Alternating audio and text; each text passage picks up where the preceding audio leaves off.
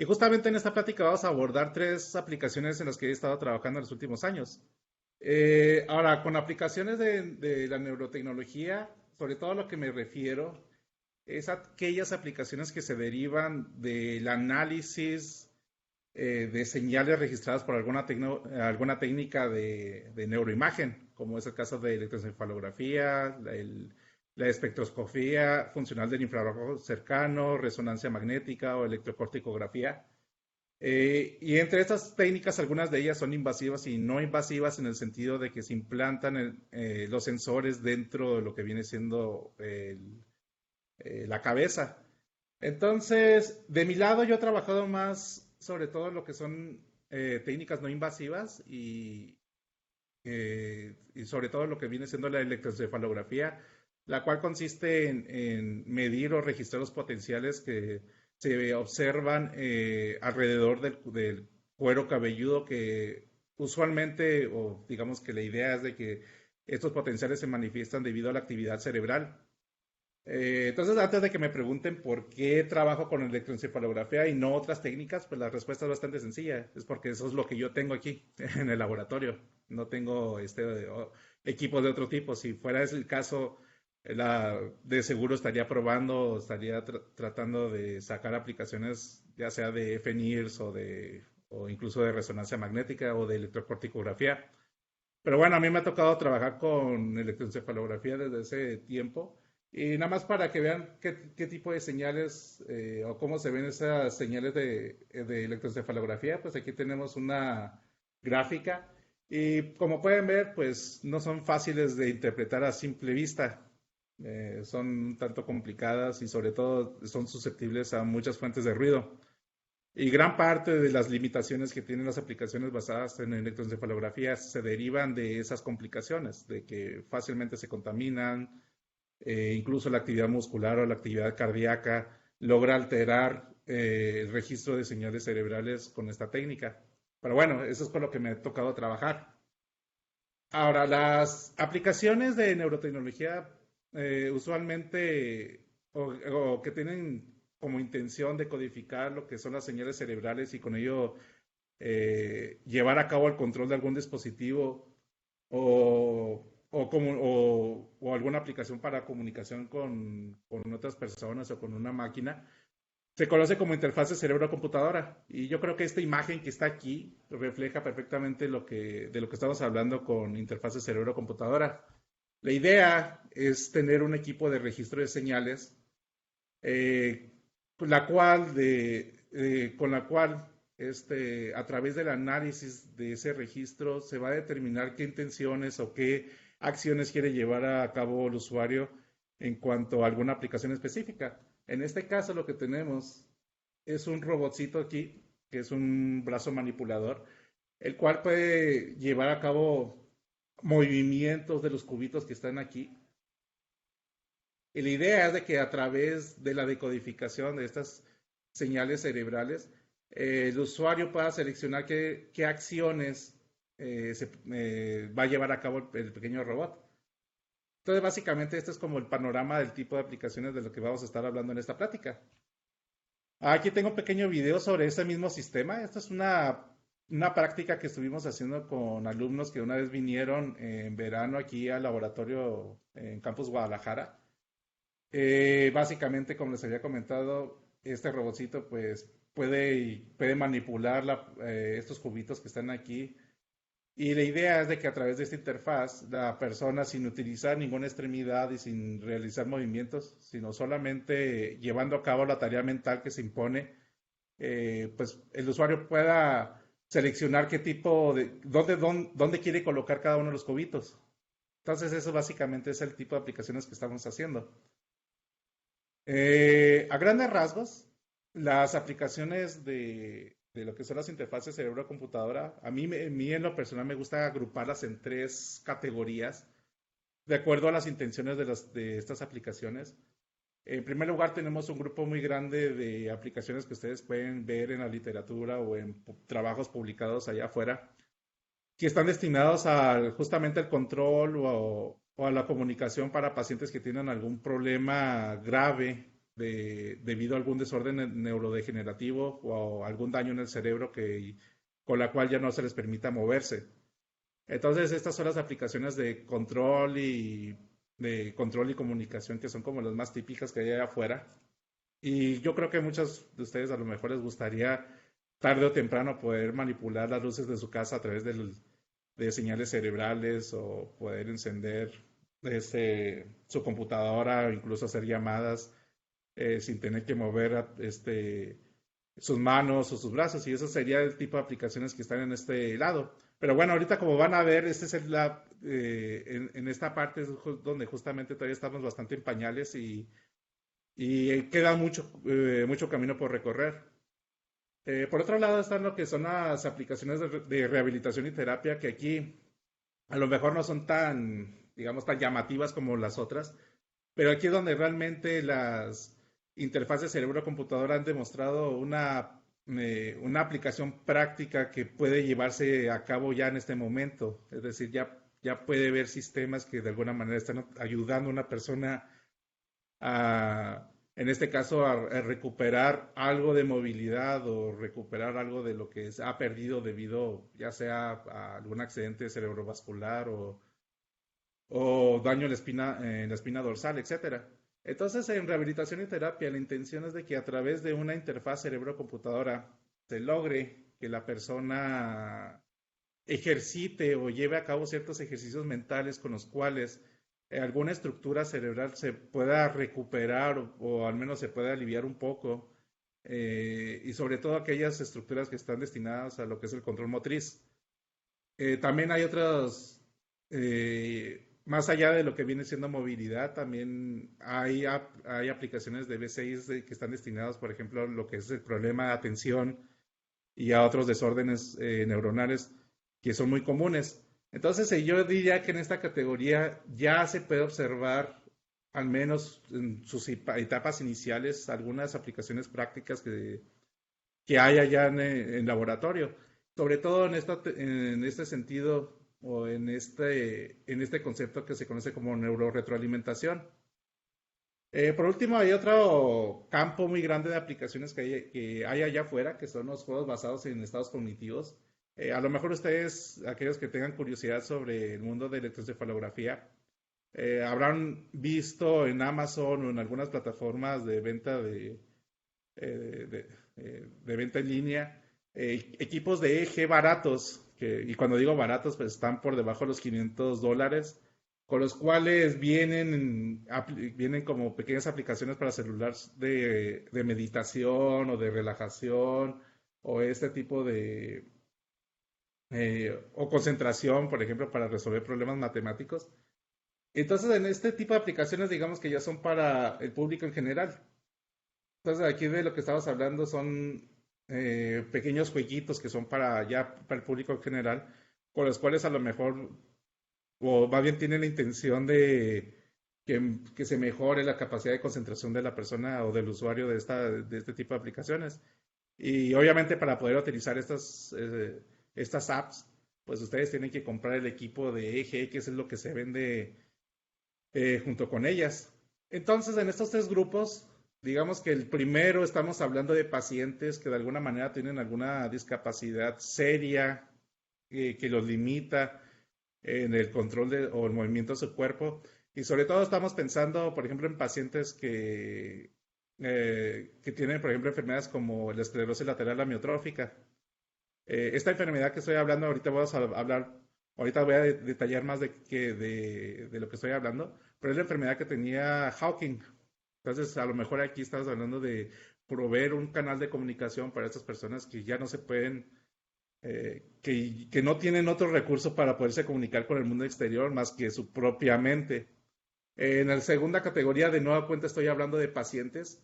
Y aquí la idea es de que a través de ejercicios mentales se le permita a la persona recuperar algo que tiene perdido debido a algún accidente o también debido a alguna enfermedad. Y por último, ya en la última categoría, que son los juegos, pues esto ya es para el público en general. Entonces, sobre todo vamos a hablar de estas dos categorías, de estas dos. Les voy a mostrar 3 ejemplos de aplicaciones que van en este sentido, que son para pacientes y que en este momento Algunos ya están en un estado más maduro que otros de estos ejemplos que les voy a dar. Pero bueno, pero básicamente lo que estamos tratando es proveer un canal de comunicación no invasivo, en el sentido que no queremos poner electrodos internos en la cabeza, que le permita a pacientes con estas características comunicarse o poder interactuar con su entorno.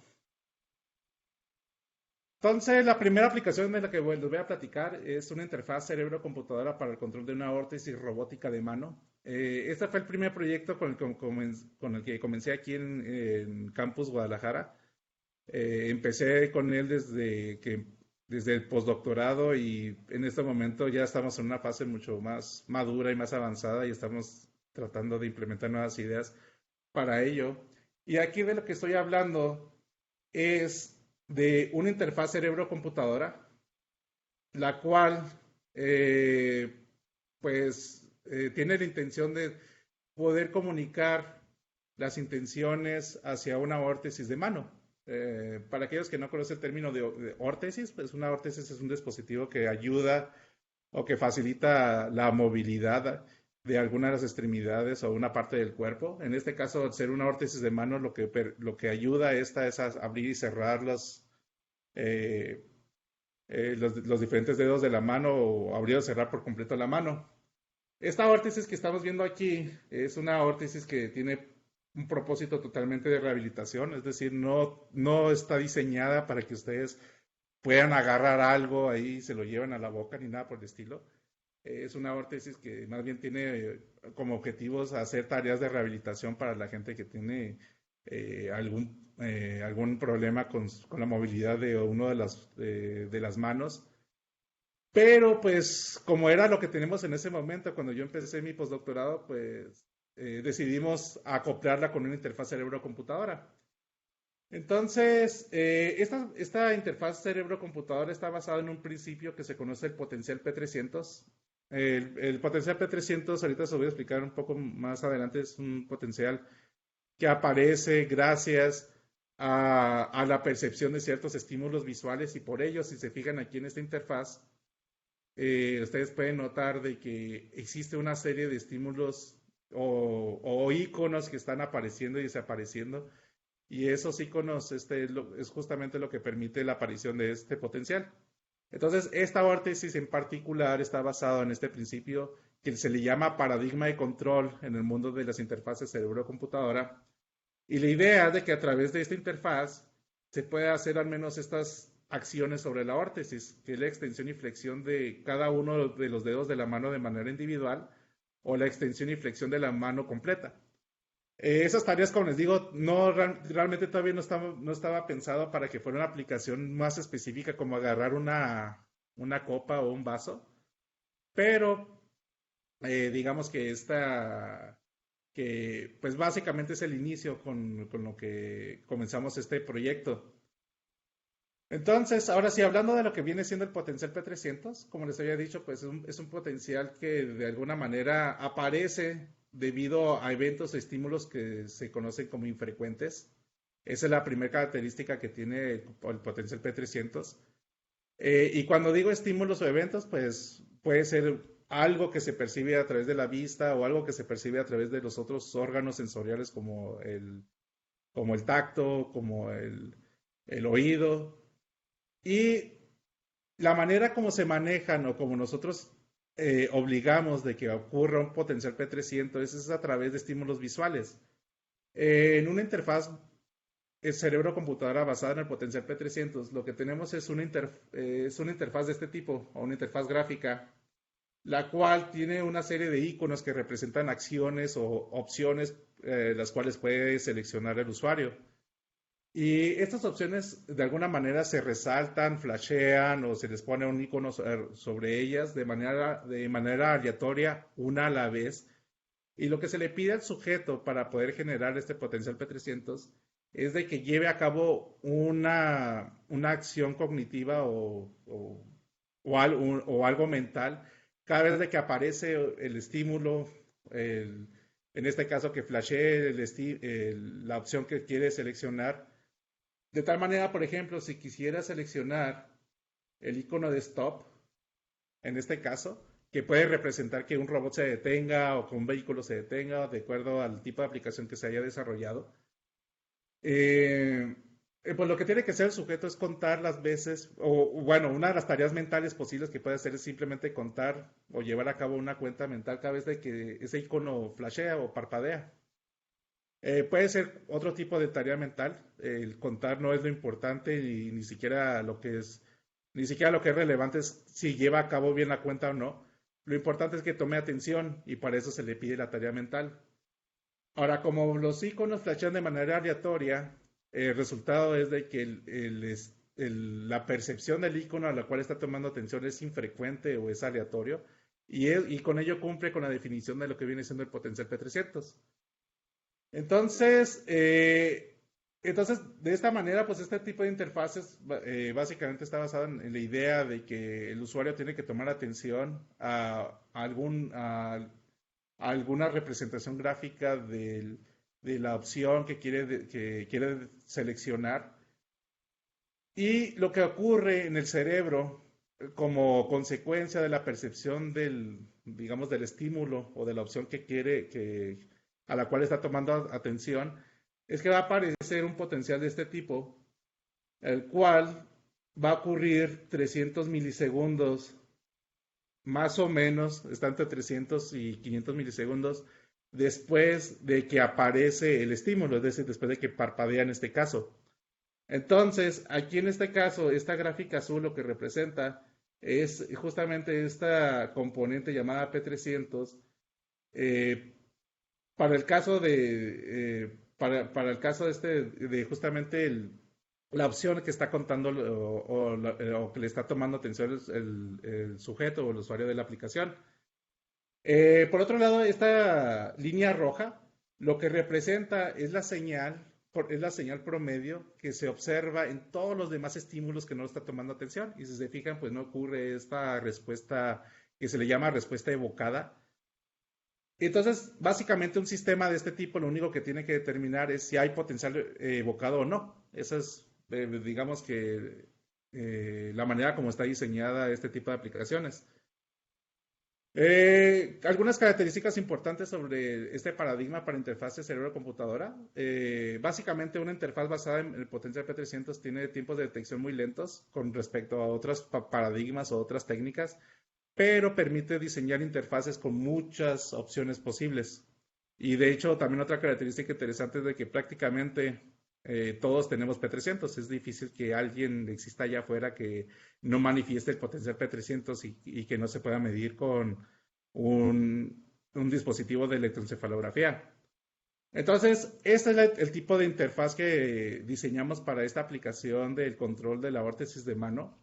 En el caso de la órtesis de mano, usamos esta interfaz en la cual en lugar de hacer parpadear iconos, lo que tenemos es una carita feliz que va apareciendo en diferentes posiciones de la mano. Y por ejemplo, si yo quisiera abrir y cerrar el dedo de aquí, el dedo índice, básicamente lo que tiene que hacer el sujeto es llevar una cuenta mental de cuántas veces aparece la carita feliz ahí. Eso es básicamente lo que se le instruye al sujeto, de que pues diga, no, pues yo quiero seleccionar tal opción, que es abrir o cerrar uno de los dedos, o en el caso del centro corresponde abrir y cerrar la órtesis completa. Pero lo único que tiene que hacer es tomar atención a la opción que quiere llevar a cabo o a la acción que quiere llevar a cabo el sujeto y llevar esta cuenta mental de cuántas veces aparece la carita feliz. Entonces, esta básicamente viene siendo la interfaz que utilizamos para llevar a cabo el control de la órtesis de mano para las acciones que les acabo de mencionar anteriormente, o que les mencioné algunos slides atrás. Ya ahora sí, viéndolo desde el punto de vista más de la arquitectura, de cómo se implementa este sistema, básicamente, como muchos otros sistemas que están basados en el análisis de señales, y sobre todo de bioseñales, pues comenzamos con la etapa de adquisición de datos. En este caso, pues lo que tenemos es un equipo de electroencefalografía que registra potenciales alrededor del cuero cabelludo. Y estas señales pues tiene, debido a la presencia posible de filtro, de ruido y sobre todo de que queremos de alguna manera focalizarnos a la actividad que queremos detectar, pues tiene que pasar por una etapa de preprocesado y filtrado, donde se elimina ruido y componentes que son innecesarios para las próximas etapas de procesamiento. Después está la clásica etapa de extracción de características y en este caso la técnica más utilizada que tenemos o que utilizamos es filtrado espacial. Más adelante les voy a explicar un poco lo que viene siendo el filtrado espacial para este caso o esta aplicación en particular. Y con ello alimentamos un modelo de aprendizaje computacional. Entonces, estas dos etapas vienen siendo todo lo que es el modelo de aprendizaje automatizado. Pongo la parte de extracción de características como aprendizaje automatizado porque también, porque en este caso, el filtrado espacial también depende del aprendizaje de ciertos pesos o ciertos coeficientes, lo cual también se podría considerar como un modelo de aprendizaje. Entonces, de esta parte de la etapa de clasificación, pues lo que hacemos es alimentar un controlador de la interfaz, la cual lo que va a recibir es el conjunto de etiquetas que vaya sacando en la etapa de clasificación. Y con esas etiquetas va a tomar una decisión. Y esa decisión, pues, está relacionado a si va a activar o no va a activar la órtesis robótica o si va a su vez a actualizar el estado de la aplicación, es decir, cuando de alguna manera todo el sistema detecte que ya hay bastante evidencia de que el sujeto quiere hacer cierta acción, pues a lo mejor el controlador de la interfaz tiene que detener por completo la interfaz y indicarle al sujeto, ¿sabes qué? Vamos a hacer lo siguiente. Y todo ello, pues, que sirva de retroalimentación visual para el sujeto. Entonces, en este sistema el sujeto tiene dos tipos de retroalimentación. Tiene uno que es visual y otro que es táctil. Y el táctil es justamente la acción que lleva a cabo la órtesis robótica. Para este sistema estamos utilizando este equipo de adquisición de señales, que es uno chiquito que aquí tenemos en el laboratorio. Es chiquito en el sentido que solo tiene 16 entradas o 16 canales. El equipo puede muestrear creo que más de 2000 Hz, pero usualmente yo los configuro a 256 Hz, ya que en este caso el potencial P300 es una onda lenta que va entre 4 y 30 Hz, entonces no hace falta tener una velocidad de muestreo mayor. Además de que si disminuimos la frecuencia de muestreo, lo que hace el equipo es interpolar cuando tiene algún dato que está perdido, pues interpola de alguna manera internamente para dar un dato que sea más, pues digamos, más confiable. Para esta aplicación, para la detección de P300, utilizamos esta distribución de electrodos, que son 8 electrodos que están sobre todo puestos en la parte central desde la parte frontal hasta la parte occipital. Usualmente esta es la configuración que recomiendan muchos para la detección del potencial P300 en una aplicación de este tipo, pero aprovechando que tenemos más canales de sobra en este equipo y sobre todo por los estudios que después hicimos, sobre todo con pacientes, decidimos colocar algunos electrodos en lo que viene siendo la franja motora. Alrededor de esto, de lo que se conoce como la franja motora, está todo este asunto de la planeación del movimiento y la ejecución. Entonces, por ello colocamos otros electrodos en esta parte central, que es el control, eh, básicamente está relacionado al control de nuestro cuerpo o la realización de movimientos. Y por otro lado, tenemos otros electrodos que están destinados justamente a lo que es la detección del potencial P300. Ahora siguiéndonos a parte por parte de los elementos que ahorita les expliqué de la arquitectura de una interfaz cerebro-computadora. En primer lugar, lo que tenemos es el preprocesado, el cual consiste de una serie de pasos que van desde filtrado, referenciar las señales, que significa quitarles la referencia original y pasarlos a, pues, ponerlos en otra referencia según sea el caso, filtrados pasabanda, y sobre todo algo muy importante que es la separación en ventanas, en pequeñas ventanas, las cuales son las que se analizan, procesan y clasifican, y esas ventanas tienen que ser validadas. Y ese proceso de validación es importante, sobre todo porque si detectamos de que en una ventana de tiempo no hay señal cerebral válida, digámoslo así, pues no tiene sentido evaluar el modelo de clasificación. Mejor lo clasificamos como ruido o como artefacto y dejamos que la aplicación ignore esa ventana de tiempo.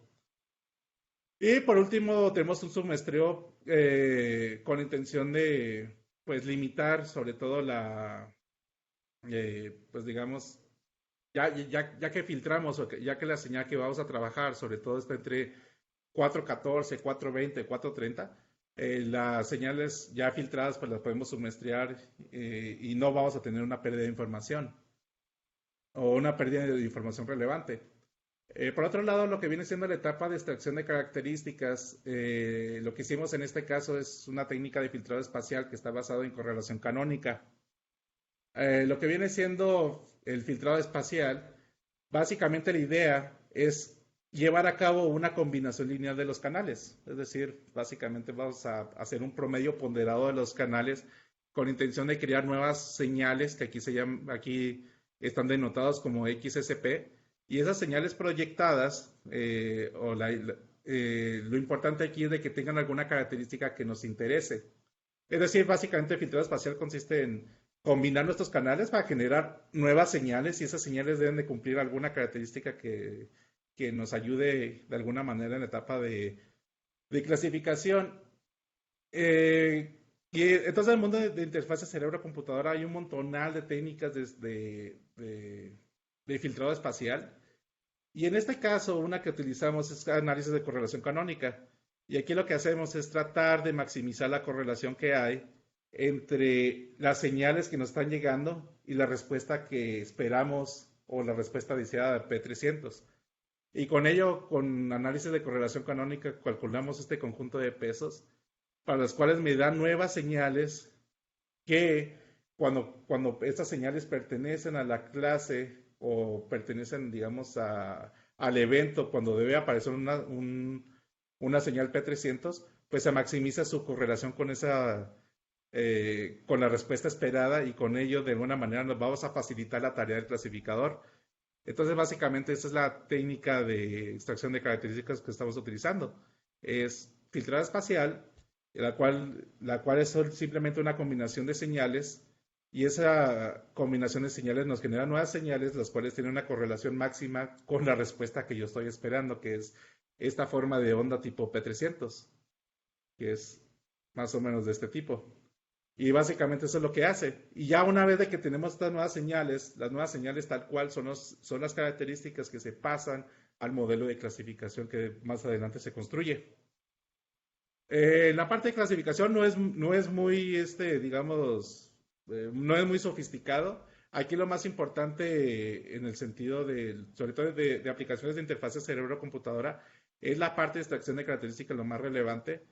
A lo mejor ustedes tendrán ahorita la duda de por qué no utilizar modelos de aprendizaje profundo. Pues les puedo decir de que no, la razón es de que no mejora mucho este tipo de aplicaciones con arquitecturas profundas, o al menos hasta ahorita no ha sido el caso. Y pues en este caso, para esta órtesis, lo que tenemos es un problema de dos clases. Es un problema de dos clases, ya que cada vez de que parpadea la interfaz simplemente tiene que decidir si hay P300 o no para ese último parpadeo. Entonces es un clasificador, como les digo, de dos clases. Y el clasificador que utilizamos en este caso es una versión regularizada de LDA. Y además de eso lo combinamos con selección de características de tipo paso a paso. Y básicamente es el modelo de clasificación que estamos utilizando para esta aplicación. Como les digo, es muy sencilla. Obviamente hemos probado de muchos tipos. Y usualmente esto nos ha traído muy buenos resultados para estas características específicas que utilizamos basadas en filtrado espacial con correlación canónica. Entonces, al final de la etapa de clasificación, todo el sistema me regresa tres tipos de etiquetas, que es la clase objetivo, es decir, si hay P300 o no, para el último flasheo que hubo. No hubo flasheo o la clase no objetivo. Y si en la validación ya se detectó como artefacto, pues se regresa que lo que tenemos es artefacto. Entonces, esto básicamente son las otras etiquetas que regresa ya a esta etapa del modelo computacional de aprendizaje. Y eso es lo que alimenta el controlador del sistema o el controlador de la interfaz. Y ya por último, en esta arquitectura, pues lo que tenemos es el controlador de la interfaz, la cual recoge el conjunto de etiquetas que vienen de la etapa de clasificación y con ello va a tomar una decisión. Ahora, normalmente la etapa de digamos que el clasificador va a tener una exactitud más o menos estimada o esperada de alrededor del punto 7 o punto 8.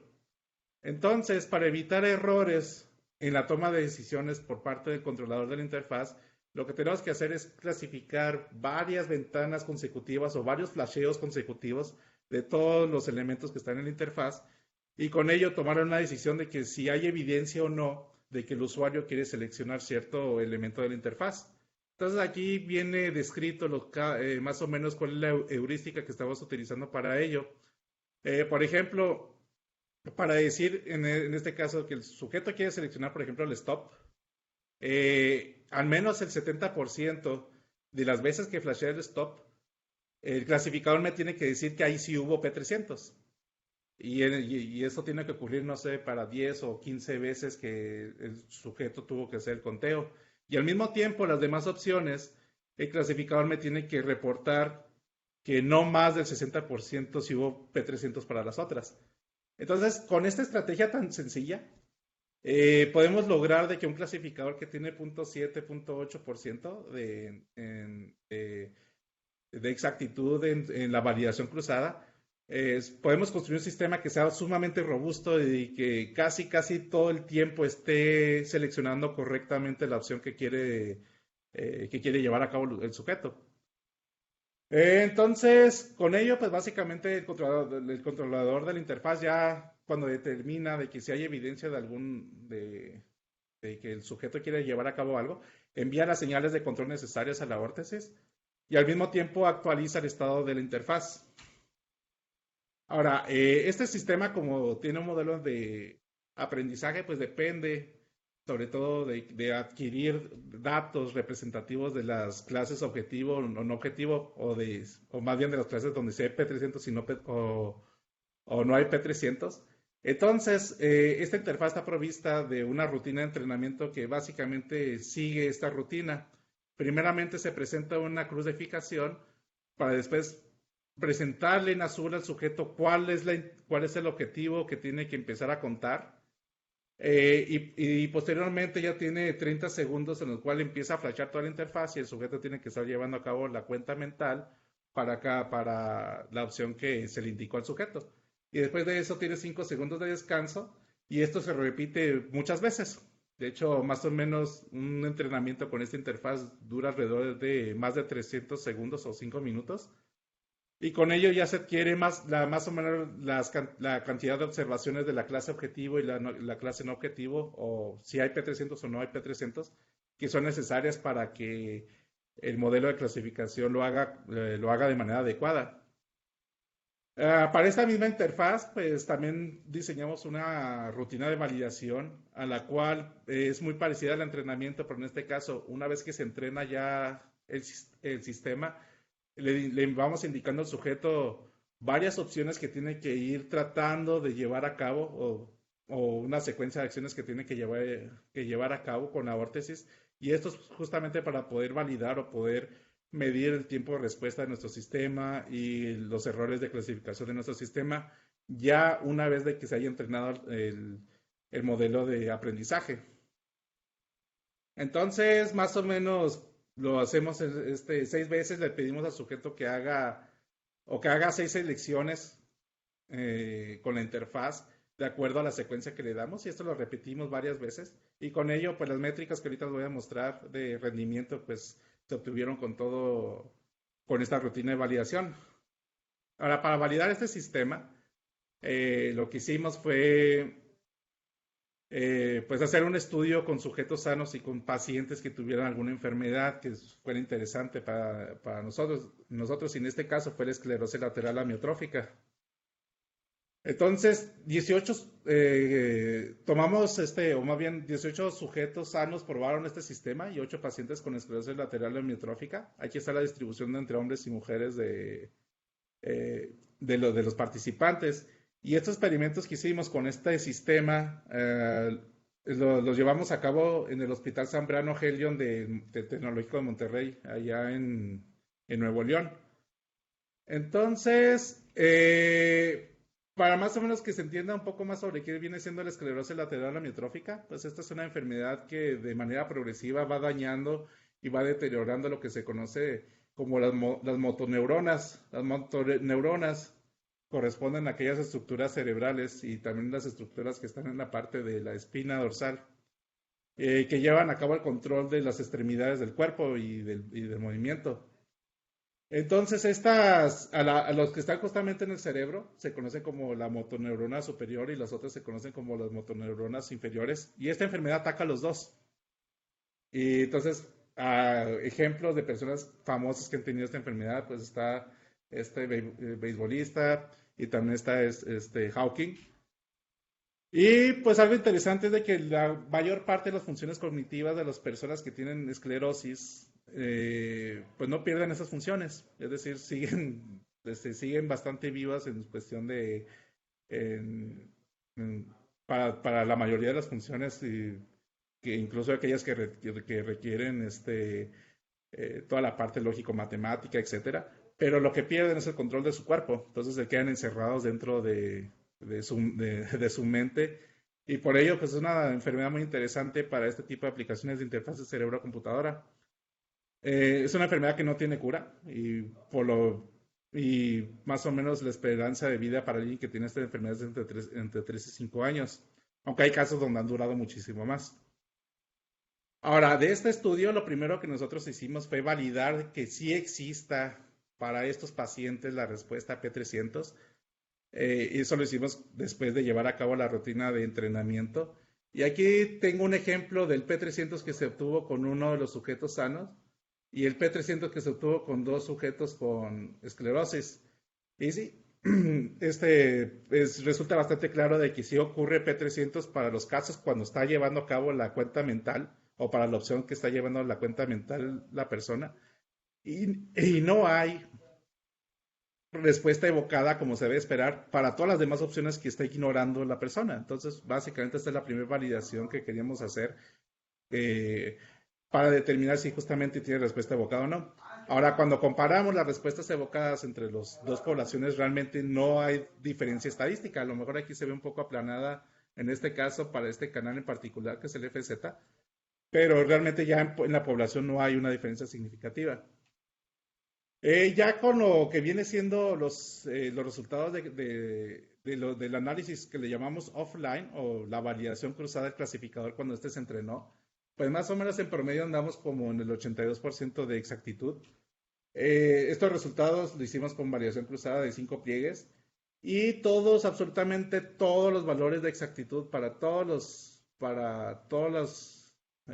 la población están por encima del valor del umbral validado con una prueba de permutaciones. Entonces, digamos de que podemos decir que para todos se pudo generar un modelo de aprendizaje que detectara entre si hay P300 o no hay P300 en un segmento de tiempo. Por otro lado, como les había dicho, no hay diferencias significativas en este caso, que también es muy interesante. No hay diferencias significativas entre los dos grupos en cuanto al rendimiento del eh, estimado con variación cruzada.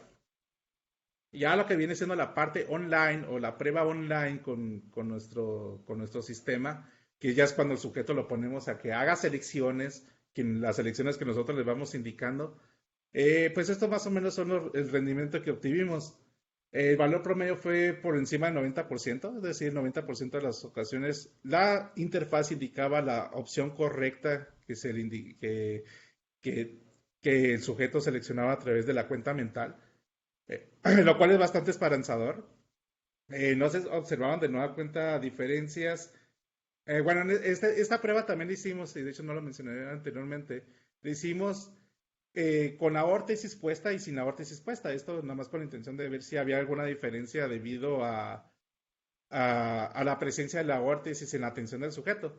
Entonces, aquí tenemos los resultados en promedio para los dos casos y realmente no hay diferencias significativas entre utilizarlas o no utilizarlas. Y por último, también medimos los tiempos que dura la interfaz para detectar la respuesta evocada o respuesta P300. Y más o menos los tiempos de selección en promedio andan alrededor de los 7 segundos.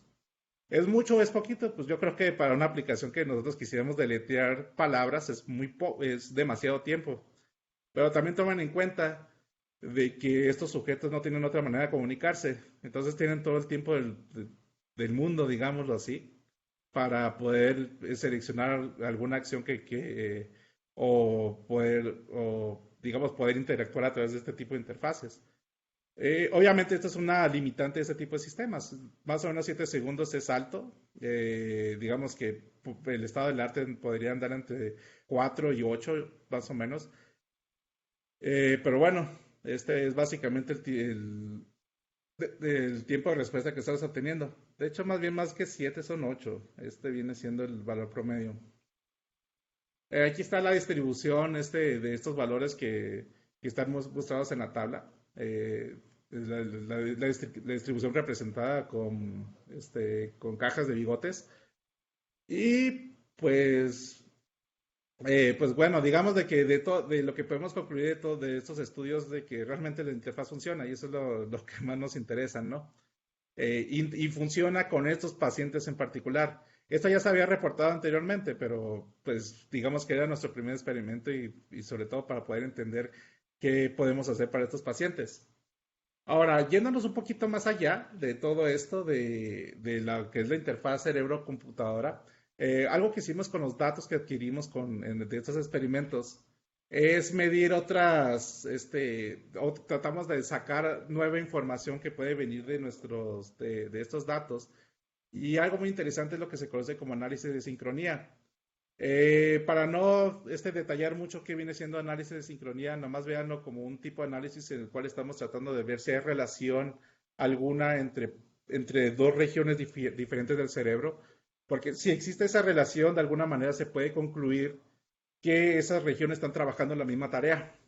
Y eso básicamente es lo que hace análisis de sincronía. Y una de las medidas de análisis de sincronía es justamente la sincronización de fase. Entonces, con estos datos que adquirimos, hicimos un análisis de sincronía en el cual estamos comparando o estamos viendo relaciones entre un canal y el resto. Y algo muy interesante que vimos es que este canal que es el PO7, que está en la parte occipital o la parte trasera de la cabeza, tiene una menor sincronía respecto a los canales que están en la franja motora en la población con esclerosis, lo cual es más o menos lo que se esperaría porque de alguna manera esta área, toda la franja motora, está siendo afectada por la enfermedad.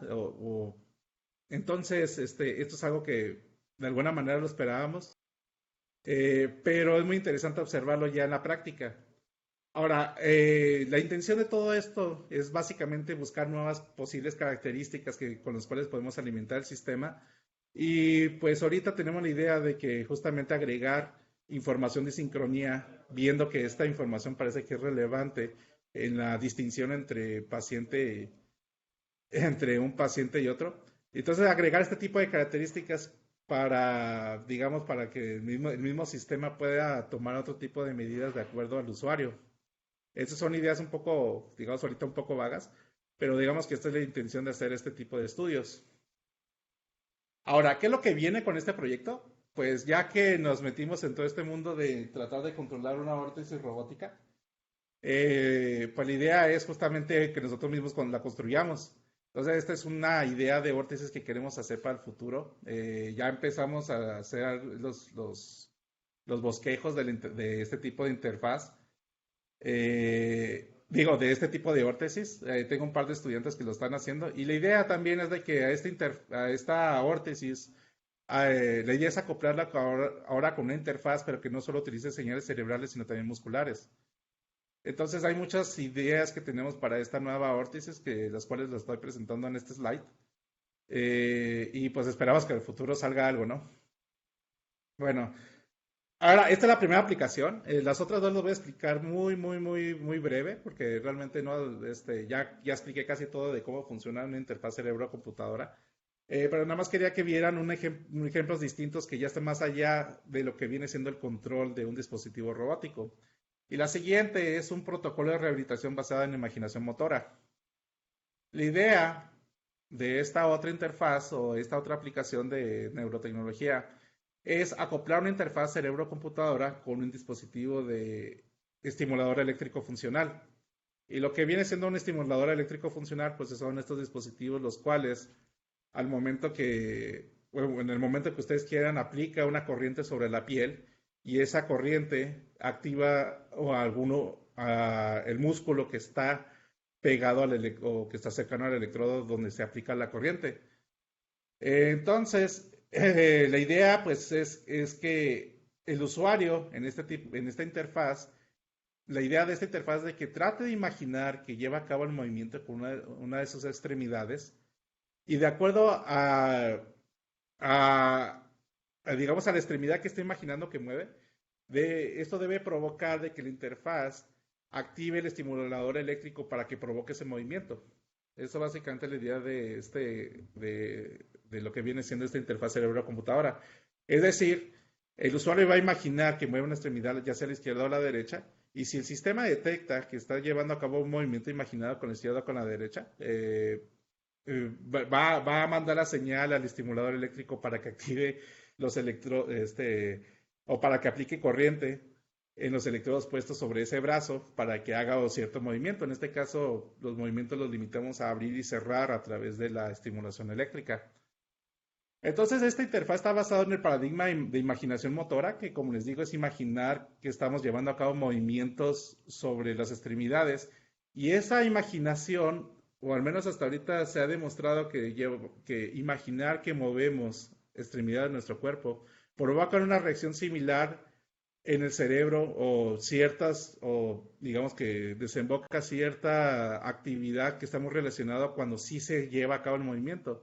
En este caso, la pura imaginación provoca cambios en dos ritmos que se conocen como los ritmos mu y los ritmos beta, que están asociados en la corteza motora al control de movimientos. Entonces, básicamente, este tipo de interfaces lo que hace es detectar si hay cambios en estos ritmos muy beta, los cuales pueden estar asociados justamente a la imaginación de cierto movimiento o a la ejecución también. Pero en este caso, pues instruimos al sujeto que solo haga la parte de imaginación. Este tipo de sistemas solo pueden tener dos, tres o cuatro clases cuando son con electrodos de eje. Eso es una limitante de este tipo de paradigmas.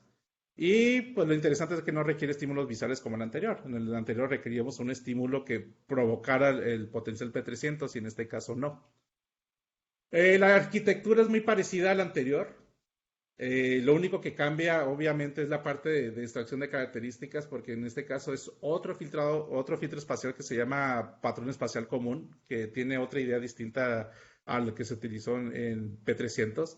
Además de eso, en este caso se hace una descomposición en bandas para la cual se aplica este filtrado espacial. Pero el resto es lo mismo. Y además también lo que cambia es la retroalimentación visual que le damos al sujeto. En este caso pusimos una pelota que indicara hacia dónde va detectando la interfaz o ya sea si está detectando que se quiere hacer un movimiento a la izquierda o con el brazo izquierdo o con el brazo derecho. Entonces básicamente esto viene siendo la interfaz que utilizamos para esta aplicación. De nueva cuenta es el mismo equipo, pero en este caso utilizamos 12 canales de eje que están aquí indicados que sobre todo están en la parte motora y algunos que ya están en la parte parietal. Y además de eso, los doctores con los que estabas trabajando nos pidieron que registráramos señales musculares. Nunca supe para qué lo utilizaron y yo creo que los utilizaron para nada. Pero bueno, pues ellos nos lo pidieron y lo agregamos a este sistema.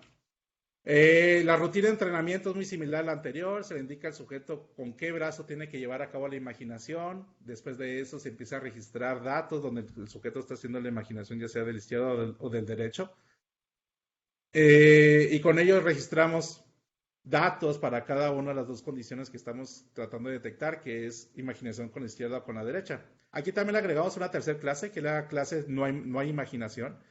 Y esto también es importante para poder llevar a cabo ya el control más, digamos, pues, más intuitivo de la bolita en cuanto a la posición en la cual quiere controlar el sujeto. Igual también pusimos una rutina de evaluación a la cual nosotros le decimos al sujeto, ¿sabes qué? Empieza con la izquierda, inténtalo y ahí estamos probando a ver si el sistema es capaz de detectar correctamente si está llevando imaginación con la izquierda o con la derecha. Y con eso hicimos la validación online de toda esta interfaz. Para la validación online, pues lo que hicimos inicialmente es un estudio piloto con 7 sujetos sanos y 2 pacientes. Estos pacientes son personas que tienen daño en la médula espinal de grado C5. C5 significa que está totalmente, son tetraplégicos, es decir, no pueden mover ni los brazos ni las piernas. Estos experimentos los estamos llevando a cabo en el Instituto Nacional de Rehabilitación, ahí con unos colegas que tenemos allá en la Ciudad de México. ¿Y qué cosas observamos? Bueno, justamente ya lo que viene siendo la parte offline, la tasa de clasificación o la exactitud que logramos en promedio con los sujetos sanos es del 61%. Recuerden que aquí estás hablando de 3 clases, que es izquierda, derecha y no movimiento. Y con el primer sujeto logramos una tasa del 46%, que a lo mejor no es muy alta, pero es suficiente para operar el sistema ya en condiciones online. Y con el segundo sujeto, con el segundo participante, o el segundo paciente, pues, logramos una tasa del 58%. Ya la parte online, ya viendo si es capaz el sistema de detectar correctamente cuando el sujeto quiere ser izquierda y cuando quiere ser derecha. En promedio con los sujetos sanos andamos por ahí del 78 y 81% de acuerdo a la mano o al brazo. Con el primer paciente, el 63 y 77%, de acuerdo al brazo. Aquí tiene mucho que ver la lateralidad, como pueden ver. Es más fácil el lado derecho, porque la mayoría son derechos. Y por último tenemos para el segundo paciente entre 91 y 93%, es decir, la mayoría de las veces podía controlar este sujeto que como les digo, no puede mover absolutamente nada por debajo del cuello. Podía manejar o podía controlar la interfaz. Y eso es algo que realmente es muy motivante para este trabajo. Ahora, nada más esto es un poco de la cosa de neuro. Básicamente lo que nosotros estamos esperando son estas manchas azules. Estas manchas azules justamente representan esto que les decía, esta atenuación, o más bien estos cambios en los ritmos muy beta. Y esto es lo que se observó justamente con el paciente 2. Y esto es justamente la actividad que queríamos observar. Y es muy interesante de que o que se tenga esta respuesta que más o menos es la esperada en un sujeto sano, pero esta persona ya había dejado de moverse hace rato y todavía en el cerebro todavía tiene las estructuras necesarias para poder llevar a cabo esos movimientos.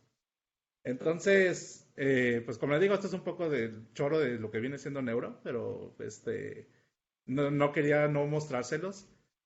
¿Y qué es lo que sigue con este experimento? Bueno, básicamente lo que sigue hay una pregunta aquí muy interesante y la pregunta es si lo que ayuda al paciente o lo que puede ayudar al paciente para que recupere un poquito la movilidad de uno de sus brazos, si es la BCI o el estimulador eléctrico. Entonces, para poder contestar esta pregunta, lo que vamos a hacer es, vamos a hacer un experimento en el cual va a haber sujetos para los cuales la BCI va a estar falseando los resultados y otros sujetos para los cuales la BCI sí va a estar clasificando de acuerdo a la señal cerebral. Y vamos a ver si existe alguna diferencia entre la experiencia que tiene el sujeto en cuanto al uso de la interfaz. Pues este es un estudio muy interesante que queremos hacer. Este va a arrancar este año. De hecho, nosotros ya hicimos otro estudio con más de 10 pacientes que utilizaron esta interfaz, pero nuestros colegas del Instituto Nacional de Rehabilitación nos pidieron que no los mostráramos todavía hasta que hasta que estén publicados. Pero bueno, como les digo, es el futuro de este proyecto y este es un estudio que vamos a arrancar este año en los próximos meses. Ahora, ya nada más para esto ya me va a tomar nada más como 2 o 3 minutos. Esta es la tercera aplicación que les quería mostrar, que viene siendo la decodificación multimodal del habla. Y aquí, pues la idea, este es un proyecto muy interesante que salió de la necesidad, o más bien salió de la idea de que cuando ustedes interactúan con un paciente que tiene esclerosis, se dan cuenta que conforme va pasando el tiempo, de alguna manera va perdiendo su capacidad del habla, empieza a hablar cada vez más lento y luego empieza como a balbucear y ya no se le entiende nada. Pero estabas pensando de que tal vez si medimos o grabamos el eje, lo que es la señal cerebral, la señal muscular que se puede grabar en la cara y el audio de esa persona, aunque esté balbuceando, esté teniendo muchas dificultades en el habla, posiblemente podemos hacer un sistema o podemos construir un sistema que traduzca qué está intentando decir. Y esto le puede ayudar muchísimo a los cuidadores, por ejemplo, que si quiere algo como agua, como ir al baño, etcétera, a lo mejor el sistema le puede decir, ¿sabes qué? Pues es esto lo que me está intentando decir el sujeto. Entonces, este es otro proyecto que arrancó este año con un estudiante de doctorado que llegó hace poco. Está muy interesante, pero bueno, aquí tenemos una gran disyuntiva de seguirnos por estos dos caminos, por lo que viene siendo el habla imaginada y el habla pronunciada.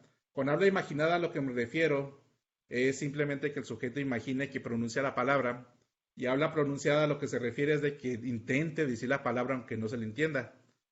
La idea de habla imaginada es muy llamativa y muy interesante, pero el problema aquí es de que es muy difícil y al menos hasta ahorita no existe ningún sistema basado en electrodos, que están puestos sobre el cuero cabelludo y no internos, que lo haga medianamente, pues bien. En cambio, en habla pronunciada, posiblemente con ese pequeño balbuceo, pequeños movimientos que haga de la boca, a lo mejor sí es posible decodificar qué está haciendo. Pero bueno, esto es lo que vamos a investigar. Cosas interesantes que hicimos. En primer lugar, hicimos un estudio con 5 sujetos sanos para ver si funciona habla imaginada y en este caso nomás los pusimos a imaginar que dicen la palabra sí o no. Y algo muy interesante de que sí parece que sí se puede construir un sistema que lo haga medianamente bien. En el sentido de que, por ejemplo, esta es la respuesta, justamente lo que le llaman la respuesta promedio o respuesta evocada de, de estos participantes. Y como ven aquí, como que tienen una pequeña diferencia